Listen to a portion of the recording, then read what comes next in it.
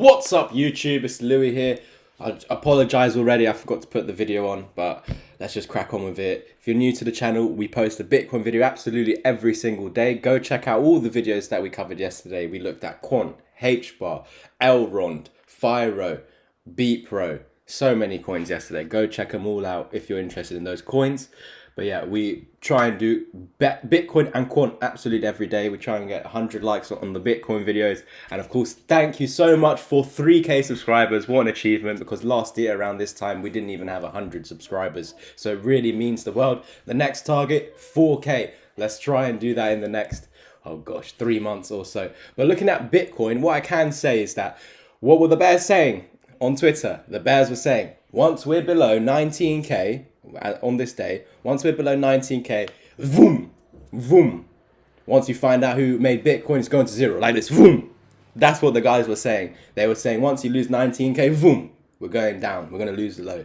Well, we actually did lose 19K. We went down to 18,900. So we did lose the level that they said. Once we lose, we're effed. So even though we lost it, you can see that this is clearly a higher low. So what precedes a higher low? Potentially a higher high if this is a uptrend. And what is signaling that potentially is an uptrend is this low, is this higher low, and is this higher low. I'm going to zoom in now because I want to show you bearish patterns that aren't working. Why are bearish patterns not working when we're in a downtrend, when we're in a bear market? The reason is potentially we're in a bull market, or no, not bull market, sorry, uptrend. We're not in a bull market till we're breaking 48K. 48K, once 48K is broken, once this high here is broken, you're in a bull market. Right now, we're beginning an uptrend. We're trying to begin the bull market, but right now, from the 18th of June, we have an uptrend with a low, a high, higher low, higher high, higher low, boom, higher high. That's what we're waiting for. Of course, at any moment, if we start losing the lows, yeah, you start creating a downtrend. But these guys are constantly saying, yeah, once you lose this level, we're going to lose the low. Once we do this, that, the CPI data is going to create new lows today. Show me in the chart the new lows and I'll believe you. But when you're just picking it out of your asshole, I'm not going to believe you, and it just damages your own reputation.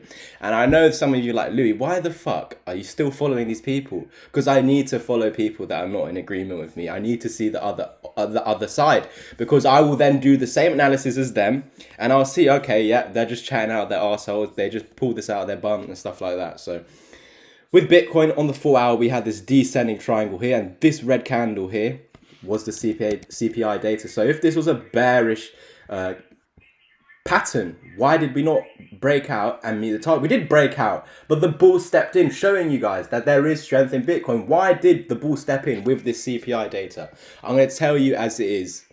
Too many people knew about it. As simple as it. When too many people have eyes on something, it's not going to happen. Now all the idiots, the noobs, are all calling 10K, 10K, 10K. I'm telling you now, and I've been telling you for weeks now, it's not happening. 10K ain't happening. If it happens, I'll put my hand up. But there's zero signs. So anyone saying we're going to 10K, again, it's out of their asshole until you lose the low.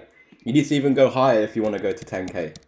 The bigger the pump, the bigger the dip afterwards. So look, for example, if we start going down now, your target's 15K. But if we start going up higher and then we start going down, you can see, look, it's going lower to 14K. So the higher you go, and if it fails, so if we were to get this pump to 27K, all the bears, you're going to see them all over Twitter.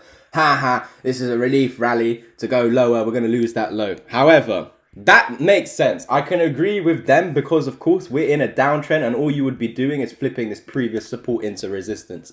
I understand that. And they are right to suggest that, yes, once you flip this into resistance, you should lose this support. They're right in saying so, but there's not a 100% confirmation. There's not a 100% chance that's going to happen. Nothing here is. So it's so completely wrong to brainwash the people to say, yes, that's 100% happening.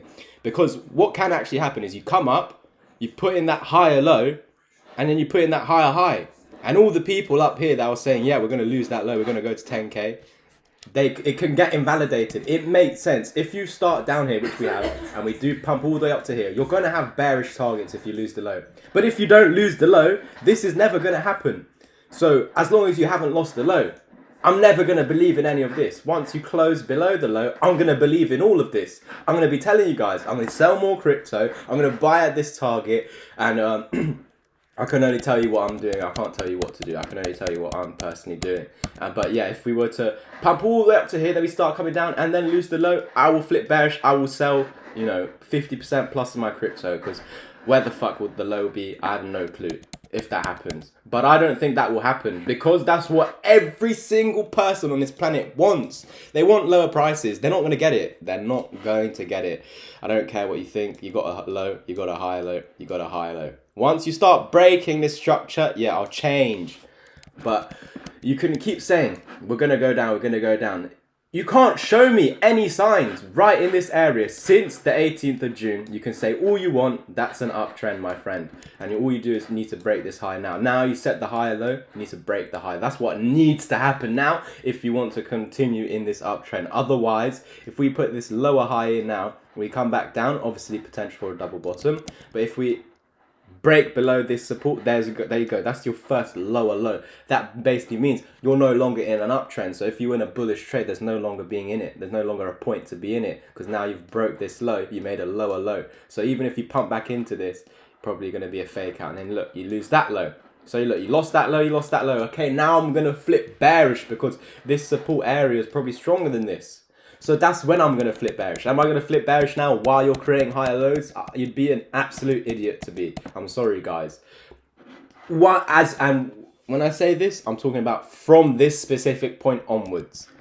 I'm not an idiot. I know. And I've been telling you guys we're going down. We are in a downtrend. 100% we're in a downtrend. But from that point onwards, this exact point, you have higher lows and higher highs. And until they're broken, I'm not going to shut up, guys. So I'm going to be bullish for you all until it's invalidated. Every time the bottom is in until it's not. That was the bottom.